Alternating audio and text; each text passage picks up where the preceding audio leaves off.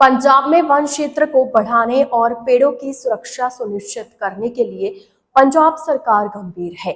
इसी के मद्देनजर the Punjab protection of tree act 2025 का जो मसौदा तैयार किया गया है, उसके अंतर्गत सूबे के सभी शहरी स्थानीय निकायों में अब ट्री अफसरों की नियुक्ति की जाएगी।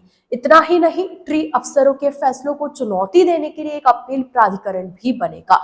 वन और वन्यजीव संरक्षण विभाग ने इस एक्ट का मसौदा तैयार कर लिया है। औपचारिक मंजूरी के बाद इसे सूबे में लागू कर दिया जाएगा। वृक्ष संरक्षण के लिए पहली बार यह अधिनियम तैयार किया जा रहा है। अभी तक सूबे में ट्री पॉलिसी के तहत काम चल रहा था। इस अधिनियम में फिलहाल शहरी क्षेत्र को ही शामिल किया गया है। सैन्य छावनियों, अर्धसैनिक बलों व रक्षा एजेंसियों के परिसरों, पंजाब भूमि संरक्षण अधिनियम 1900 के अंतर्गत अधिसूचित भूमि व किसी भी वन या वन्यजीव क्षेत्र में स्थित भूमि पर लगे पेड़ों को इस अधिनियम से बाहर रखा जाएगा। जो पेड़ शहरी क्षेत्र में निकायों के अंतर्गत आते हैं, विशेषतः उनके लिए ही यह मसौदा तैयार किया गया है। प्रदेश में कुल 167 शहरी स्थानीय निकाय मौजूद है। इन सभी निकायों में एक ट्री अफसर नियुक्त किए जाएगा। अब यदि किसी व्यक्ति को पेड़ की छटाई व कटाई करने या उससे संबंधित स्थान से हटाना है, तो उसे ट्री अफसर के समक्ष लिखित आवेदन देना होगा। अफसर संबंधित आवेदन की जांच करवा यह देखेंगे कि पेड़ की कटाई, छटाई या उसे हटाना कितना जरूरी है।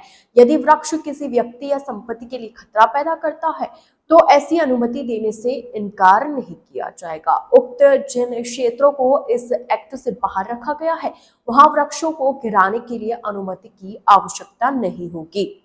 बाढ़, तूफान, युद्ध या आपदा की स्थिति में भी पेड़ों को गिराने के लिए अनुमति जरूरी नहीं होगी, मगर संबंधित एजेंसी इसकी सूचना 24 घंटे के भीतर ट्री अफसर को जरूर देगी। आवेदनों पर ट्री अफसर को 7 से 30 दिन में निर्णय लेना होगा। उसके बाद अनुमति प्रदान की मानी जाएगी।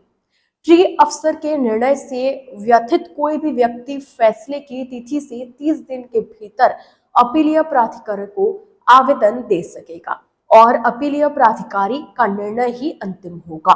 पंजाब के प्रधान मुख्य वन संरक्षक धर्मेंद्र शर्मा के बताते हैं कि पंजाब में इकोलॉजिकल संतुलन सुनिश्चित करने, पर्यावरण प्रदूषण को रोकने और मृदा संरक्षण के लिए हरित आवरण बनाए रखने के मद्देनजर इस तरह के अधिनियम की बहुत जरूरत थी।